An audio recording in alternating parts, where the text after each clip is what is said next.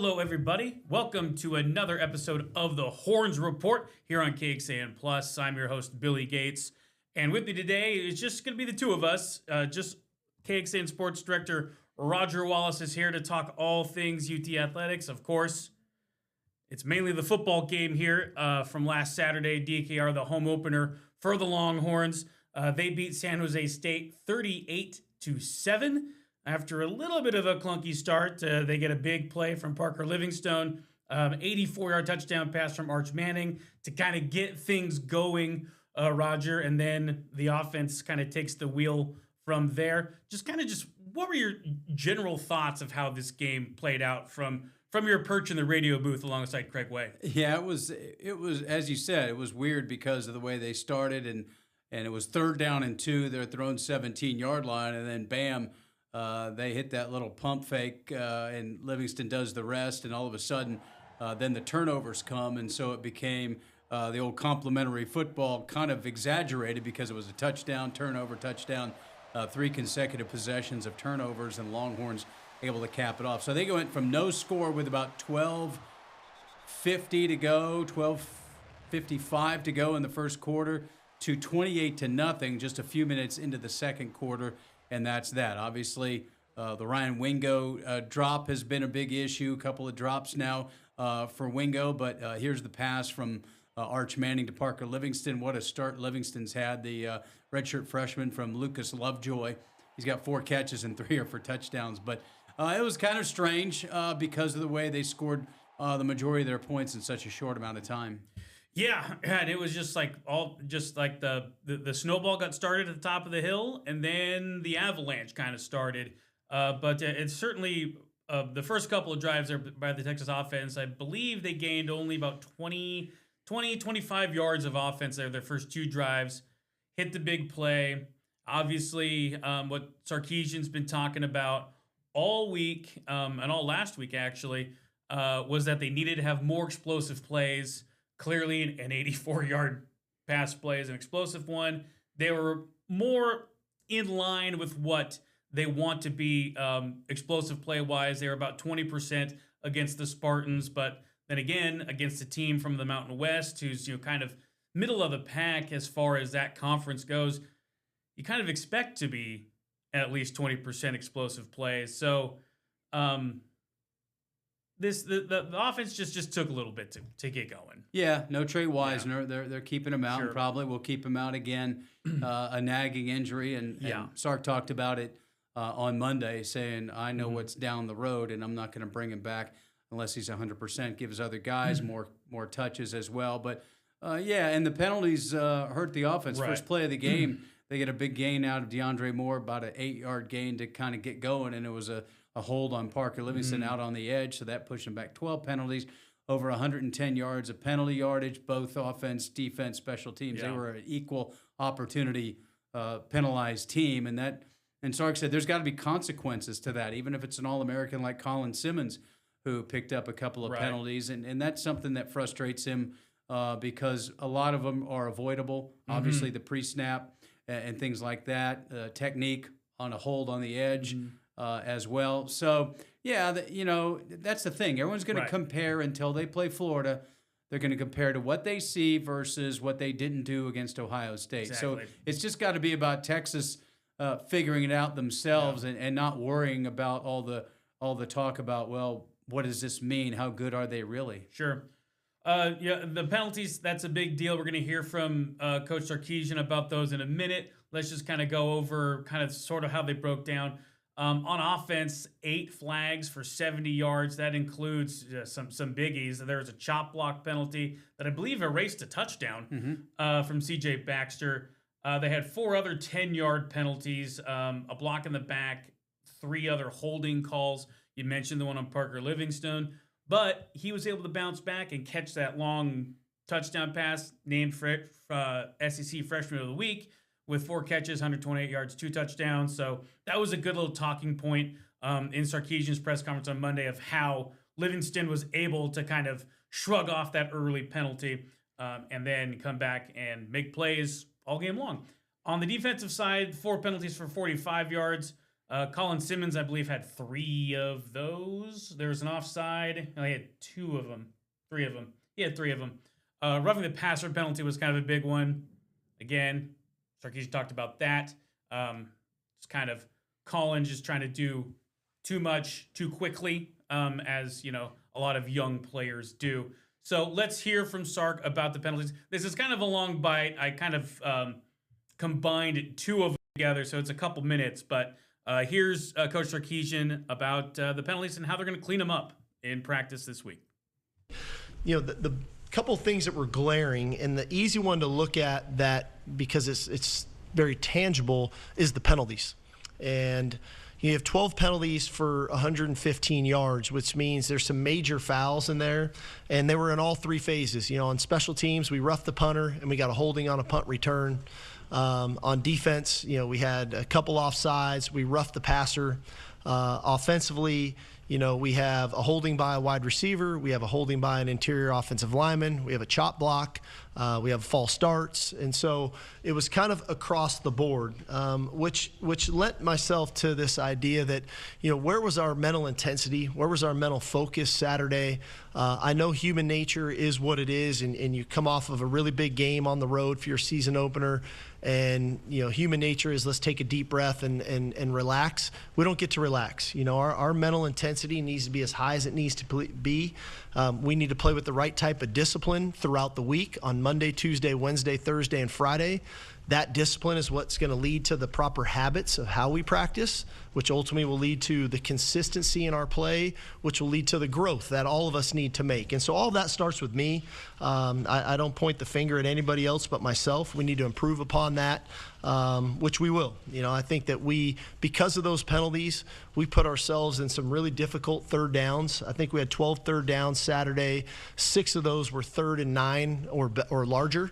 And that's not a winning formula for success when you're trying to move the ball on a consistent basis. And so we've got to improve upon that. At the end of the day, you have to point them out. I think in game, what happens is when you get a penalty, there's a consequence. The team suffers, right? You go back 5 yards, you go back 15 yards. The opponent gets to continue to possess the ball because you rough a punter. There's consequences to penalties. We need to have consequences in practice too. The old practice punishment. One person makes the mistake, the whole team gets to run sprints, do whatever the punishment is. That's been employed by every coach in every sport since the beginning of time. Kind of sounds like that's where Steve's headed when it comes to doling out punishment in practice for penalties. Yeah, and I think he's also saying that these penalties, you get pointed out, but it hurts everybody. It hurts hurts Arch's chances of converting a third down. It was interesting at Ohio State.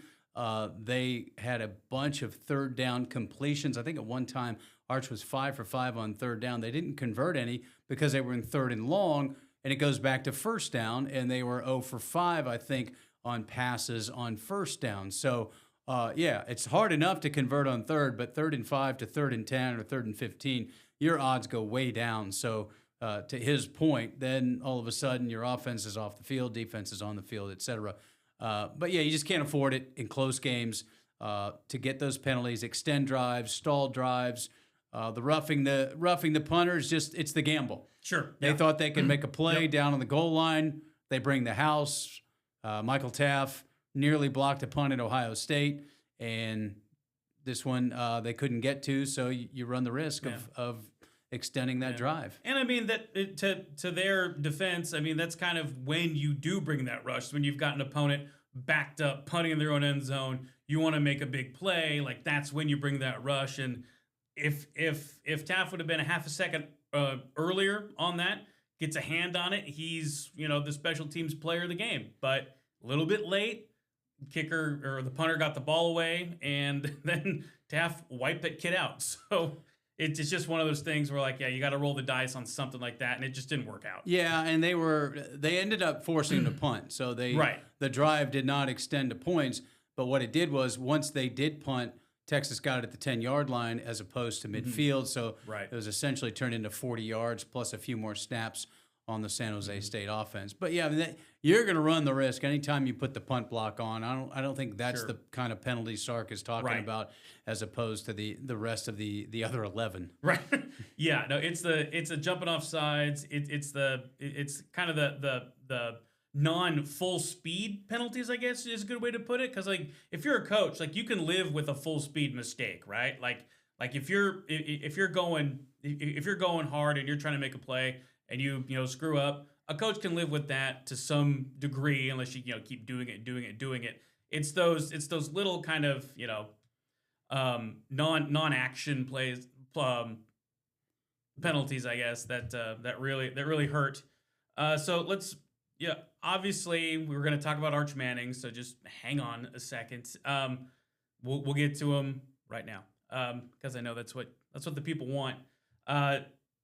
Statistically, better game than Ohio State. Obviously, you're not playing in the Ohio State level secondary or the Ohio State level defense against San Jose State, but 19 of 30 for 295 yards, 4 touchdowns, and a pick. Obviously, that pick stands out, Roger, as kind of a teachable moment for Arch. Yeah, it wasn't a bad throw. It was a bad decision. Mm-hmm. He had pressure, and he tried to make a play, and ball was tipped. He was off balance.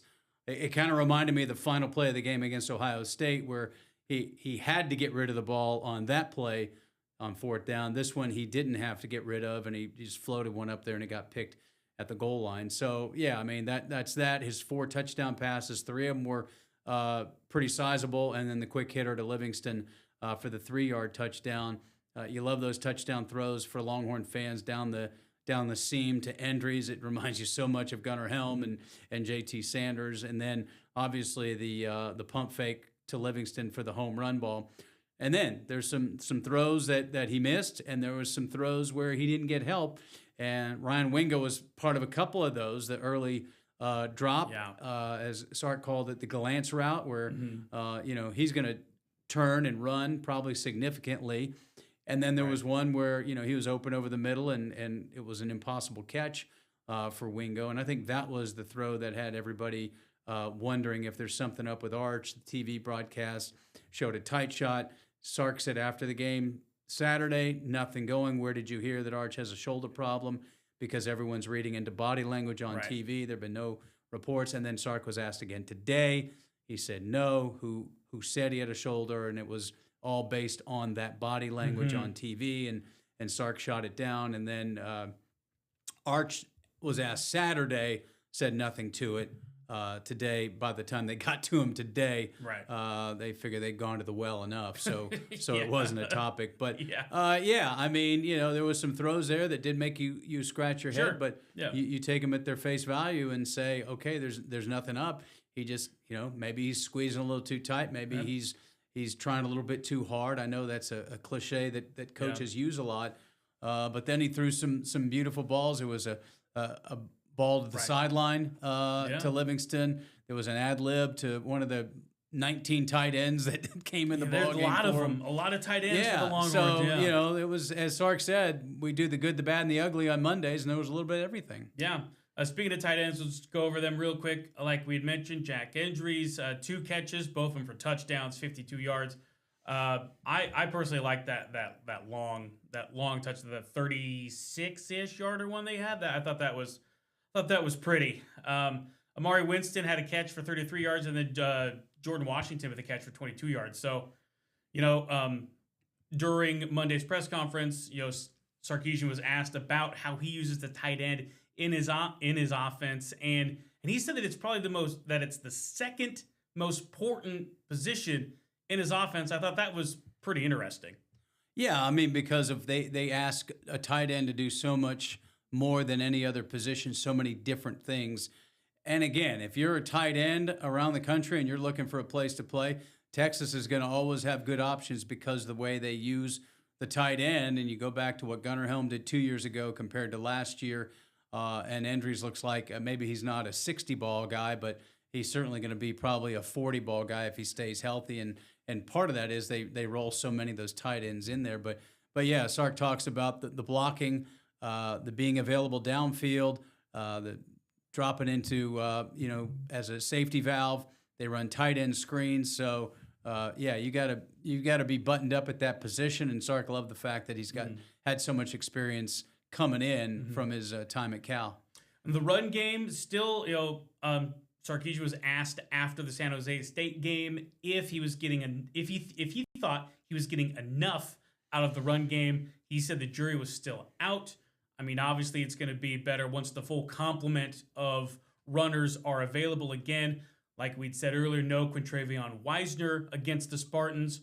Probably not any Wisner against UTEP coming up, but Steve Sarkisian did leave the door open, saying that he's doubtful today, but they were trying to get him rehabilitated, get that leg injury up to what it needs to be for Sark to have the confidence to play him. I thought it was interesting.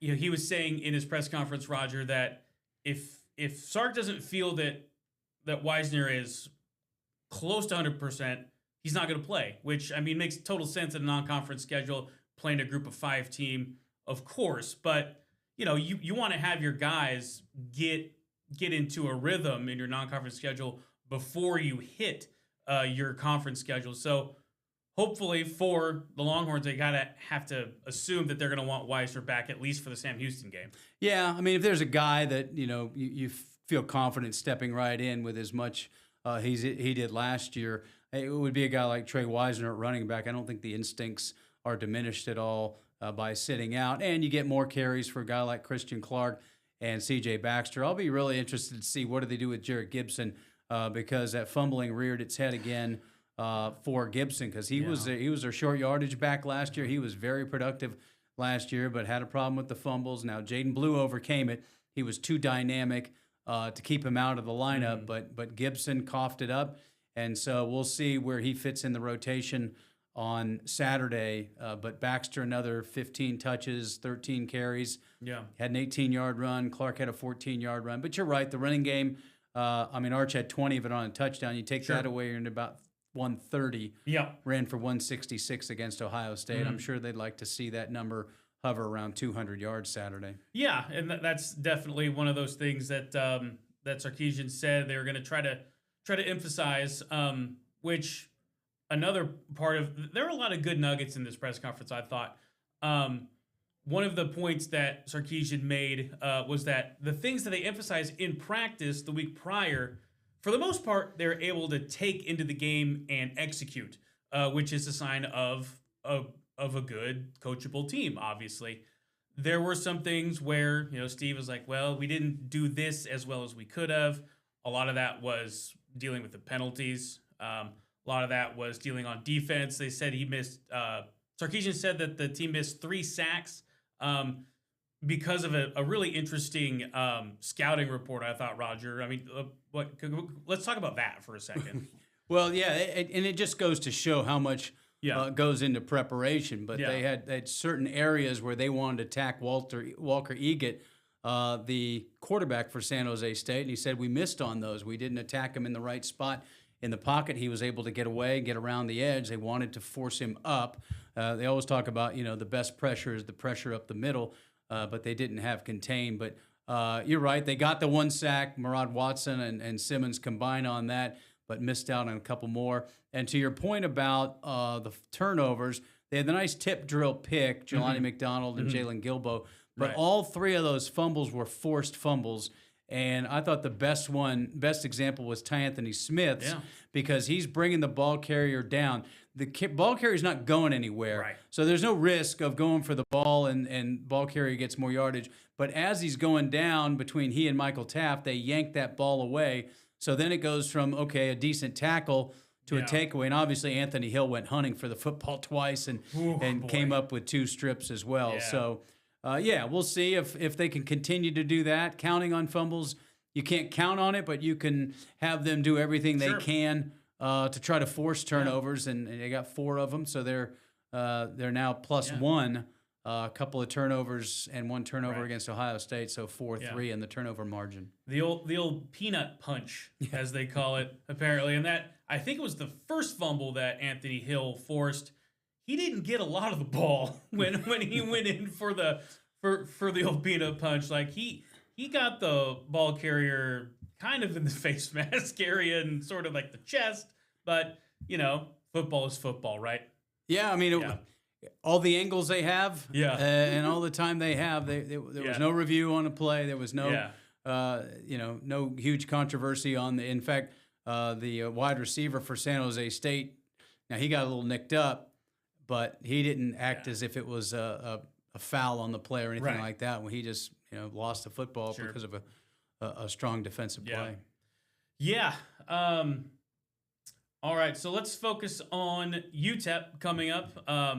It's been a while since the Longhorns have played the Miners from El Paso there. They come here on Saturday. 3:15 is the kickoff time. That game's going to be on the SEC Network. Roger, there's a somewhat of a familiar face playing quarterback for UTEP, Malachi Nelson.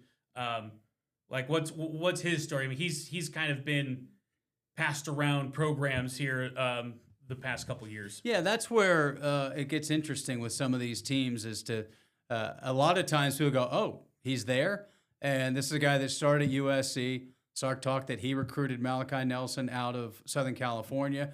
Then he went to Boise State. Now he's at UTEP, and you might think, okay, career's going in the wrong direction. Well, he's trying to figure out where he can play, and who knows where it will lead. But there's a guy that at one point everybody in the country wanted. Now he's at UTEP, and my point is, and we talked to Sark about it, is there are a lot of good players out there, and they move around a lot, and you kind of forget, and maybe UTEP doesn't have the roster that can compete with Texas, but they have got some players, just like San Jose State had some players, and I think that's where that theory that, they're the haves and the have-nots, and the money is going to put an even bigger canyon between those programs. That might be true, but look at what happened Saturday in some of those ball games, and still you're gonna get fits every Saturday. You're guaranteed to have about 3 games where you're getting a text or something. Hey, flip over here. Troy's up 16-0 on Clemson on the road. By the way, Ohio University is beating West Virginia, and they went on to beat West Virginia. And things like that. South Florida beats Florida. Yeah, 16. Yeah, South Florida. They're a pretty good program. They're in the top 25. They're pretty good now. Yeah. Yeah, but you're right, and that's got everyone on edge in Gainesville for Billy Napier. But Sark said he went home and watched it, and he goes, "Well," and this is a quote, "Maybe we're not that screwed up." When he started watching some other teams struggle, doesn't mean that makes them any better or any worse. It just kind of gives you maybe a bigger view of what goes on every Saturday in college football. Because that 11 a.m. game, he said, I got to go home, watch a little football. If it's middle of the day or evening, he's probably not watching much. And he got to hold his newborn son. That's right. He said the first Saturday watching with his son. That was a great little touch there. Yeah, that brought a smile to his face. Yeah. And there's not a lot of times where Sarkisian cracks a smile during that press conference. More on Nelson here, the UTEP quarterback. Like we said, started at USC. He redshirted, went to Boise State, played a year there, and now is at UTEP. Not a lot of times, Roger, does the 2022 Gatorade California Player of the Year end up at a program like UTEP. Like, obviously, he's trying to figure stuff out, but gosh, at the same time, there's talent there, clearly. Yeah. He's just trying to find his way. No doubt. And hats off for him continuing to find a way and not being worried about how it looks that he's gone from USC to Texas El Paso. He's just trying to find a place to play football. See it all the time. I mean, look at the number 1 pick in the draft. Where did he start? Incarnate Word. Incarnate Word. Yeah. So, it happens, and there's a lot of talent out there that, they've just got to find their way. So we'll see. He had 4 touchdowns. They beat UT Martin late Saturday night. I think it was a delay. It was already a late start Central Time, and then there was a delay, so it was a very late game. It was tied at 7, then they pulled away. Nelson had 4 touchdowns. So we'll see. I know Sark says the same thing. It's about us. Exactly. It's about us cleaning up a lot of things, finding some more rhythm and offense. Yep. I go back to what you said. I think Ryan Wingo needs a moment. Sure. I think doesn't matter who it's against. I think he needs a moment to get him feeling a little bit better about things. I think this could be that day for him. I think he could really get after UTEP. they've played Texas 4 times. I'm not a huge history guy when it comes to college sports, just because the rosters are always turning over. But there's just such a short history with programs like UTEP in Texas that it is kind of interesting to look at. They last played in 2020. Texas won 59-3. That was a weird year because that was obviously COVID. Right. And that was Texas's only non-conference game. Yeah. They were going to play one, and they said, well, we're going to play UTEP, obviously, in the system. Yeah. A big boost, even though they came here and played in front of an empty stadium. That was a game where Sam Ehlinger threw for 426 yards. Went off. Yeah, one of the time. I think they had 7 touchdown passes between Ehlinger and Casey Thompson. Yeah. But, yeah, that was the last time. Haven't played a lot. Texas actually went down to UTEP in 2008 and played down there in the Sun Bowl. Yeah. And what a moment it was for that program. And took Texas a little while to kind of get unlocked, and Colt McCoy and the guys finally did. But, I mean, obviously a huge moment for the UTEP program. Scotty Waldron, the head coach, does a nice job there. And so we'll see. We'll see what happens on Saturday afternoon. One thing we're pretty sure of, it's going to be warmer. It's going to be a little bit than warmer it was this past Saturday. Yep. We're not have those fall temps come Saturday. It'll be more normal, I guess. Normal September football in the 90s-ish, somewhere in there. Watch our first warning weather team for more.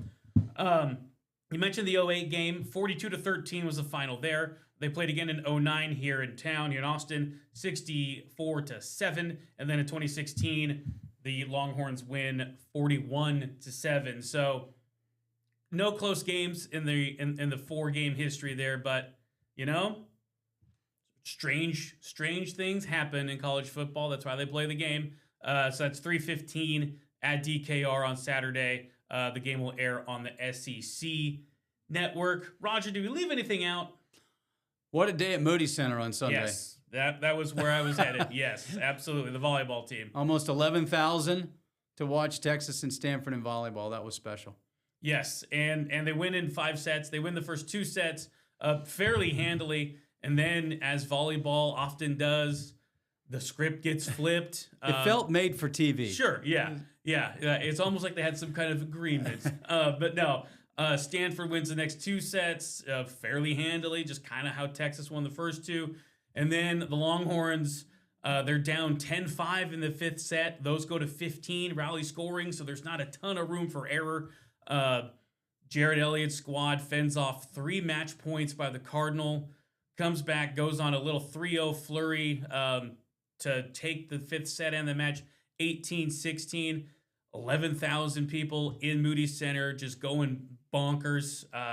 A state record for volleyball attendance. I didn't know that they kept those at the state level, but I guess when you're breaking a record held by Texas A&M, you're gonna keep track of those records, right? I'll be interested to see what they play Wednesday at Dickies Arena in Fort Worth. Sure, yeah. And I don't know if they're gonna have 12,000 and break the record or not, but it's cool. I mean, we know what a great following they have, and Greg Jim is such a great home court advantage, and I don't think they want that to go away, and I don't think it will. But to have one day where they get Moody, they want to do one of those Nebraska things and play it at DKR. Shove 90,000 people. Yeah, the weather and all the factors there. I'm not sure how that was going to work, but I thought it was great. It was a great atmosphere.